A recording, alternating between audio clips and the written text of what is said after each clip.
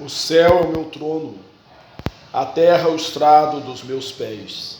Visto que Deus é imenso e preenche os céus e a terra, sendo os primeiros o seu trono, e o segundo e a segunda os cabelos de seus pés, Isaías 60:13, Salmo 132:7, Ezequiel 43:7, Lamentações 2:1. Por isso mesmo chegará a hora em que o templo e outras questões visíveis da religião não serão mais necessários para o culto a Yahvé. Temos aqui uma significativa espiritualização do culto, com base na ideia da transcendência de Deus. Esta é uma avançada teologia judaica que o Novo Testamento tomou e desenvolveu. A fé dos hebreus sempre esteve muito ligada às formas externas, e seus ritos e cerimônias eram intermináveis.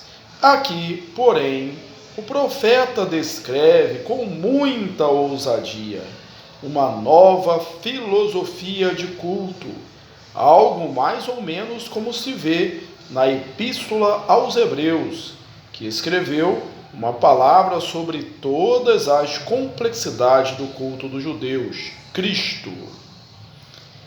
Ficam assim substituídas todas as leis e todos os ritos, tendo seu cumprimento espiritual. Jesus aludiu a este versículo em Mateus 5:34 a 35, mas com uma aplicação diferente. Deveríamos aceitar este oráculo como verdadeiramente escatológico. O profeta não condenou a reedificação do templo terminado o cativeiro babilônico. O hino egípcio do Nilo, do século XIV a.C., tem algo similar, uma visão superior de Deus. Sua moradia é desconhecida. Não há edifício que consiga contê-lo. Porque a minha mão fez todas estas coisas. Yahvé é o Criador. Todas as coisas foram feitas por suas mãos. Todas as coisas pertencem a Ele. De Salmos 50, 9 a 12. Deus, o Criador do universo, não pode precisar de nada que pertença ao universo. O templo mais importante é, para Ele, infinitamente pequeno. O templo mais imponente para Ele é infinitamente pequeno. O que deleita o Senhor é algo genericamente diferente, a vida espiritual correspondente à sua própria vida, que começa com o coração contrito e correlato à sua santidade. O que oferece a Deus essa atitude é um adorador autêntico e não um homem que edifica um templo magnificente. Tal homem será um adorador verdadeiro, com ou sem o ritual da adoração. Sem o elemento essencial do coração, toda adoração será abominação para o Deus eterno. Confira Isaías 1:11 a 18 e 57:15. Elicote, com alguma adaptação. O homem bom é aquele que teme o Senhor, que é padrão da expressão da espiritualidade no Antigo Testamento. Ver sobre temor no dicionário, em Salmos 119:38, Provérbios 1:7. Um verdadeiro servo de Deus, reconhecendo sua indignidade na presença de Deus, reto e santo, não abastece, não obstante, espera com expectação e temor a revelação da vontade divina. Um verdadeiro servo de Deus, reconhecendo sua indignidade na presença do Deus reto e santo, não obstante, espera com expectação e temor a revelação da vontade de Deus. James Mulligan. Segunda estrofe. a corrupção do culto por sacrifícios. O que imola um boi é como que comete homicídio. A primeira metade da estrofe descreve as práticas sincretistas dos que escolheram seus próprios caminhos, e a segunda metade fornece-nos as razões para o julgamento divino. As últimas 4 linhas foram retiradas de Isaías 65:12. É possível que essa estrofe tenha sido inserida por algum redator. Pelo menos essas palavras não têm exatamente o mesmo caráter que o restante da estrofe, e os versículos 3 e 4 formam um encerramento excelente. Se a primeira estrofe é um protesto contra a confiança depositada na estrutura material do templo, a segunda foi dirigida contra um culto sacrificial, aviltado e corrupto. Este versículo apresenta 4 partes que descrevem as práticas de sacrifícios dos que se mostravam hostis aos verdadeiros adoradores.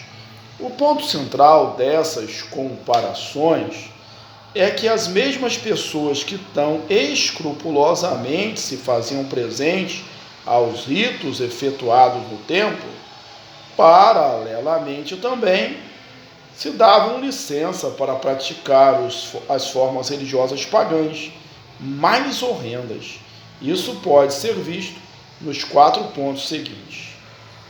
O homem que sacrifica um boi, conforme requerido pela legislação mosaica, também realiza sacrifícios humanos.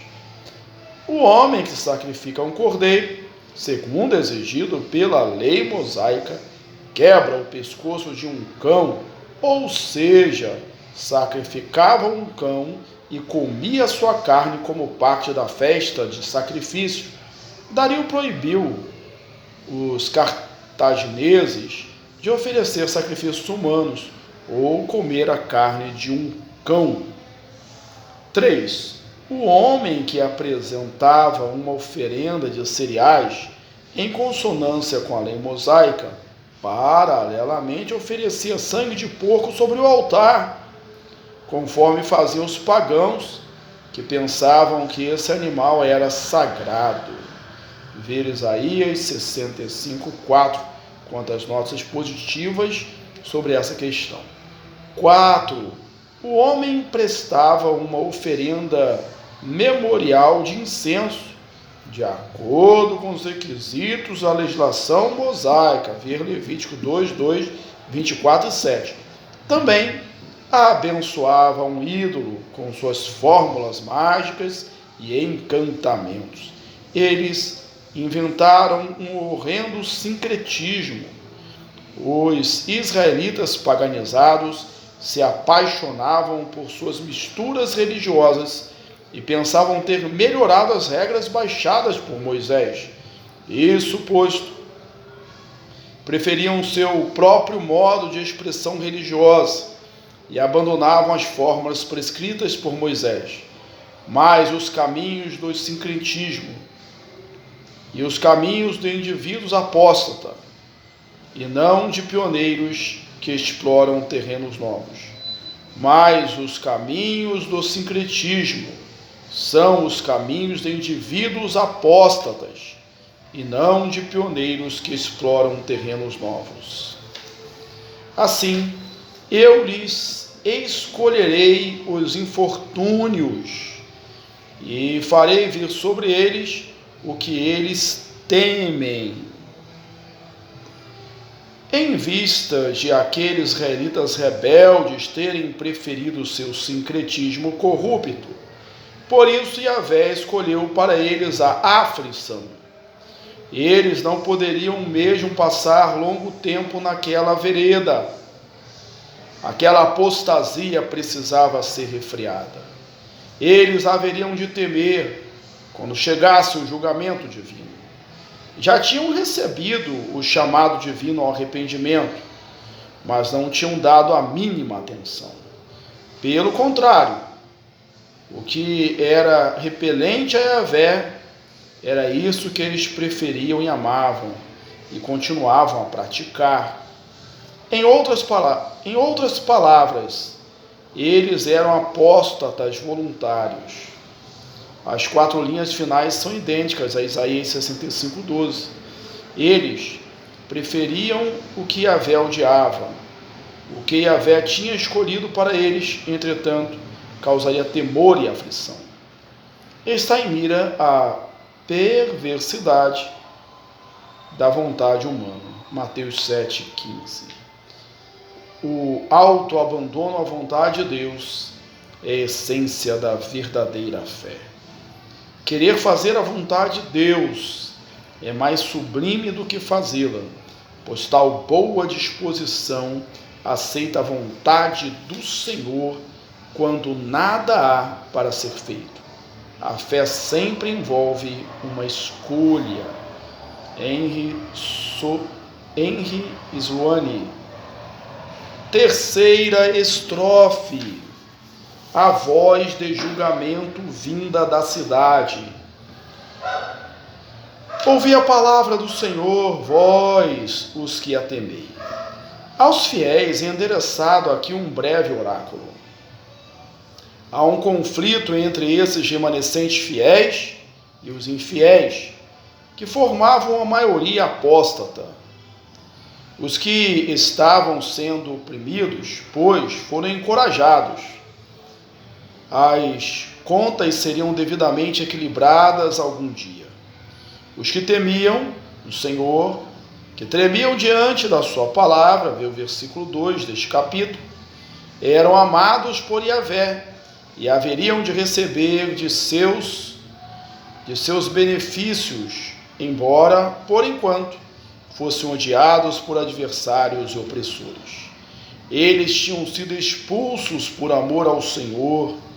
Talvez a palavra aqui signifique exclusão, acompanhando o uso do Talmud posterior, mas também pode significar simplesmente que eles tinham sido excluídos da comunidade de Israel. No entanto, Yahvé ainda seria glorificado e o remanescente, vítima de abusos, ainda se alegraria. E os que tinham praticado atos atrevidos e apostatado da fé antiga seriam envergonhados. Também é possível que esta declaração tenha um sentido escatológico, referindo-se ao que aconteceria antes da inauguração do reino messiânico. Seja como for, os dois grupos foram agudamente distinguidos pelo discurso divino. Quanto à alegria dos fiéis ver Isaías 56:7, 60:15, 61:37, talvez Mateus 27:42 reverbere aqui o versículo. Voz de grande tumulto virá da cidade, voz do templo, voz do Senhor.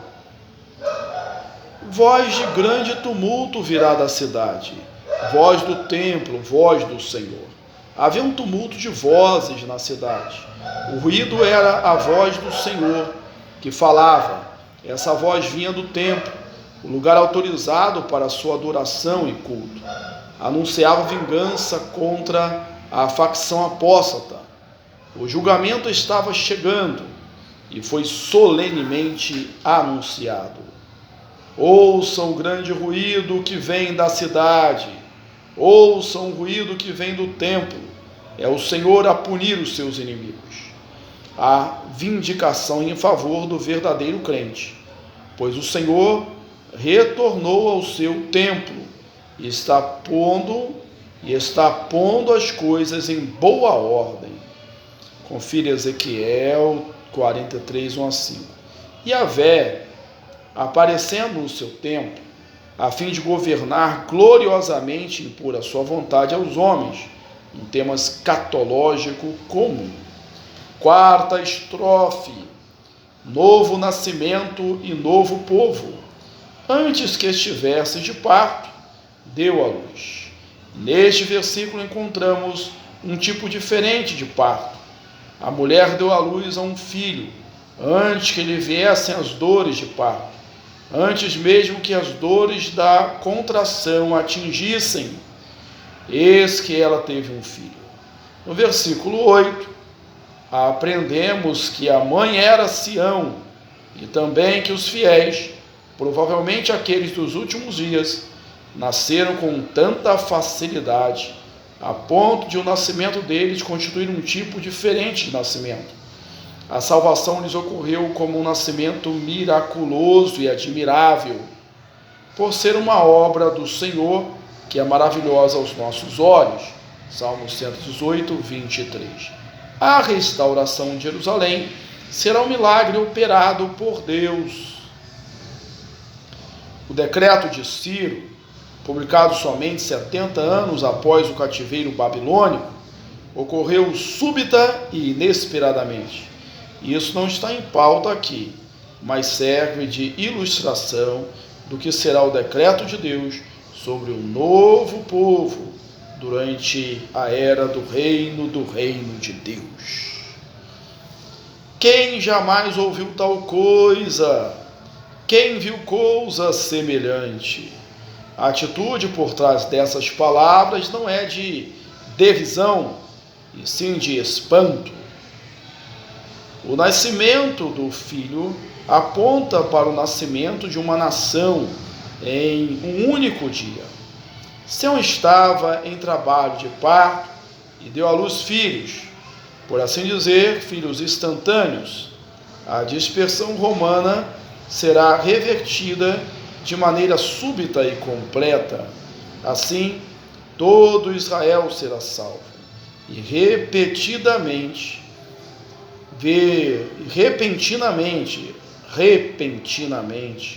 ver Oséias 1, 10, 11. Os usuais lentos processos de desenvolvimento nacional são contrastados com a rapidez sobrenatural do nascimento e crescimento do novo Israel, Elicote. 9. Acaso farei eu abrir a madre e não farei nascer? O processo miraculoso se desencadearia, mas os filhos não nasceriam. Pelo contrário, haveria uma obra completa e em brevíssimo tempo. Yahvé dará início ao processo e o levará a bom termo. Isaías 37:3, onde temos um processo de nascimento que não se completou por falta de força por parte da mulher, da mãe. Aqui, entretanto, temos um processo divino fadado a não falhar, pois haverá tanto poder como a vontade de realizá-lo. Note, o leitor, os dois eus do versículo, que são pronomes enfáticos. Esse eu divino foi proferido por Yahvé, o Deus eterno, e por Elohim, o poder. A esperança dos crentes não será frustrada, pois a restauração nacional de Israel é o propósito histórico e profético de Deus. Ver Isaías 13:6, como a vontade divina controla todos os acontecimentos. Estou plenamente certo de que aquele que começou boa obra em vós há de completá-la até o dia de Cristo. Filipenses 1:6.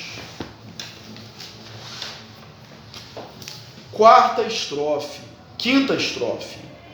A alegria e abundância da nova era.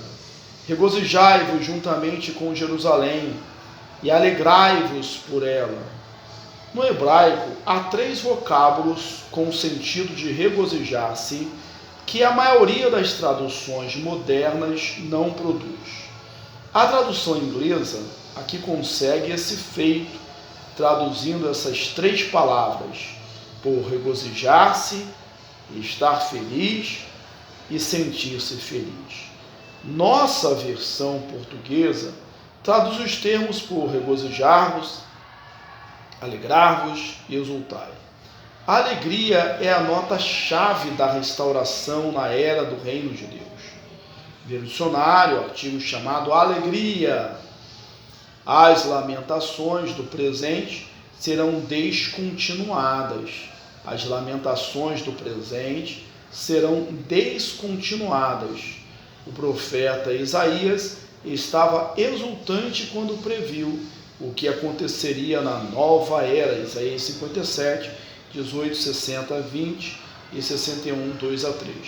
Explosões de regozijo caracterizam os poemas dos capítulos 40 a 66 do livro de Isaías. A situação atual era deprimente, mas Deus estava prestes a trazer a lume um novo povo. A alegria do profeta era contagiante e seus ouvintes devem ter